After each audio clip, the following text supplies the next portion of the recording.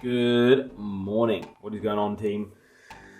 It's an early one again today. It is absolutely pitch black outside. Look, it's just not good here in the UK. The thing is, I know it's early. I know it's like, now 6 o'clock. Normally what I do is actually wake up via the sunlight, I guess, or lightness of the day from about 4 a.m. in the summer periods of the month. Because it's pitch black until about 7:30, you generally can't do that, so I don't deal well with these dark mornings. Today, I'm going to get up, let me just get myself sorted, make a coffee, and I'll explain to you guys what today's video will be about. First things first, people, you've gotta make sure you get the caffeine in. Now, actually, that is a lie. That is a lie. You should actually always have water, hydrates, before we have the coffee. So we're gonna do that.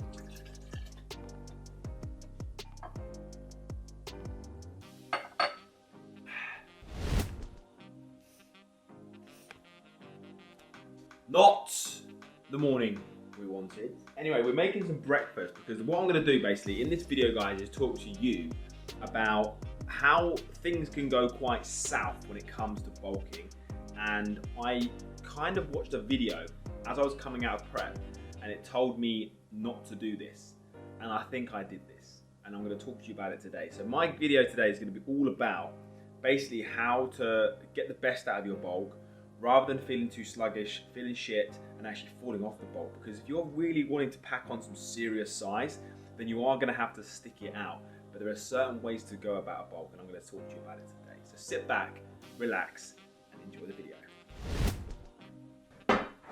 Right, team, first tip. I'm talking to you guys today about how to actually physically pack on some serious size. And the reason I want to do this video is because there's so much misinformation out there on social media. How do you grow muscle? Calorie surplus, train hard. Yes, the simplest form possible, but people don't learn from the simplest form possible. Now I'm going to talk to you a bit later on what I read about and what I watched prior to coming off a prep and what could potentially ruin your bulk. But I want to just talk to you about a few of my tips and a few of the things that I implement to make me able to stick to my bulk for a long period of time. Will there be sticky parts that I go through in my bulk? Absolutely. I'm going through one right now, which is why I'm implementing new tools. So yes, you need a calorie surplus. Yes, you need carbs. Yes, you need to train hard to be able to build muscle. But often so many people go, right, I'm going to eat 5,000 calories, I'm going to train hard, I'm going to train every day, I'm going to do this. And that might be okay for a week, maybe even 2 weeks. But you are going to feel full. You are going to feel sluggish. You're not going to be training hard enough because you're going to be feeling shit in your sessions. You're not giving yourself enough recovery time to be able to hit the best sessions that you would like. Now, if you've got to a point in your diet where you're struggling to get the calories in, first of all, I'm only hitting 3,600, 3,800 calories. It's a small surplus for me, but it's all I need. And the reason I'm doing that is because I know there will be times on my bulk where I do start to get super full, feel super shit, feel sluggish, my training shit, and that's when I don't like it. Because if my training shit, 9 times out of 10, everything else in my day shit. Because I love being in the gym, I love hitting 6 sessions, feeling good. So that minute you start feeling shit, you start to think to yourself, oh, I can't do this. But those are the times where a lot of people give up on their muscle building journey and won't actually get to the end goal. One of my biggest tips for you guys is work out your calorie surplus and put yourself in a 350 to 500 calorie surplus a day. I would start at the lower end of that number just to sort of see how you feel after 3 or 4 weeks. And then you can always up it towards the end of the 4 or 5 week phase and then start going again. But you need to really work out what's best for you as an individual, because there's no point in you following someone else's diet who's eating 4,000 or 5,000 calories. It's just not going to work. One of the biggest things that I find for me is hard right now is getting the calories in, which is why you should start early or at least make your first meal of the day a big calorie breakfast. It's not a full day of eating. I'm just sharing with you guys that you need to get the calories in early doors if you're bulking. Okay, so this is 1,200 calories and it's very manageable.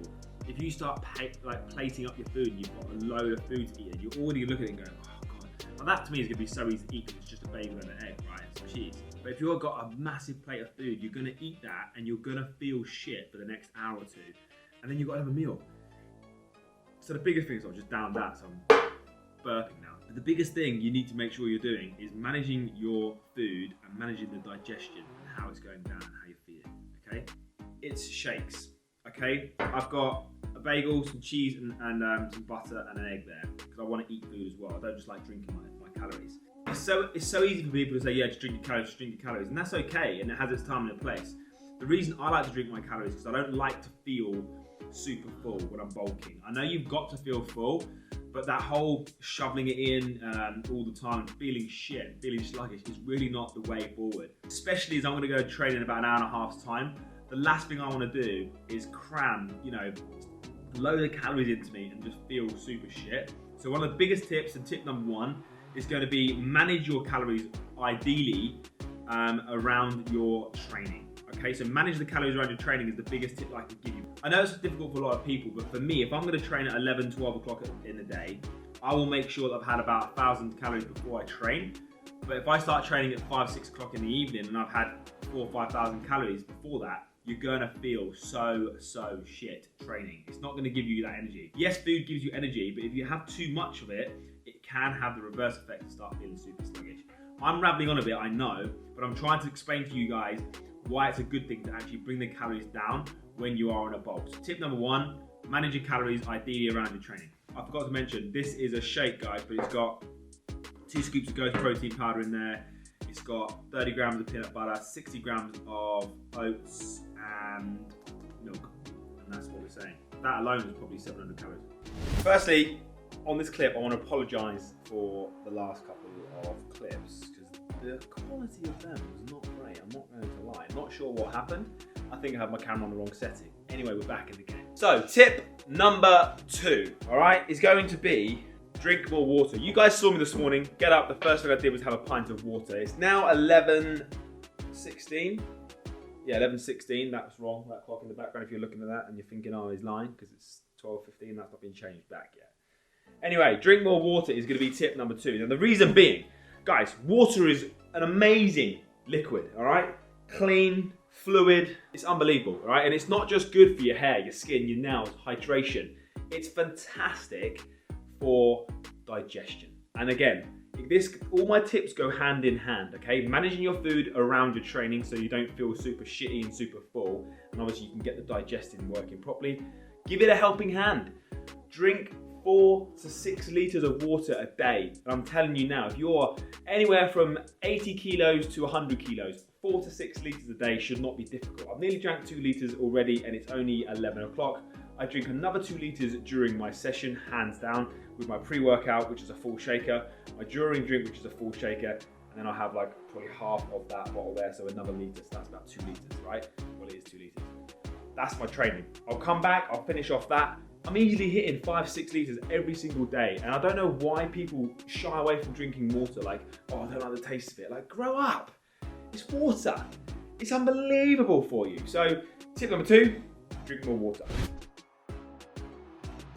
Tip number 3, get up and move. Go for walks. Ideally, in an ideal world, you'd go for a walk in between every single meal. It helps hugely with digestion. And obviously our bodies were built to move, guys.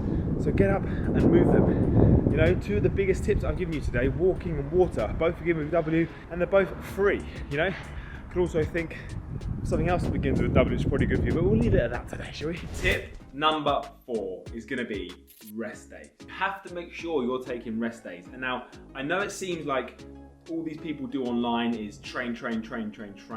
Now, that's okay to do maybe once or twice in a row in regards to 2 weeks in a row.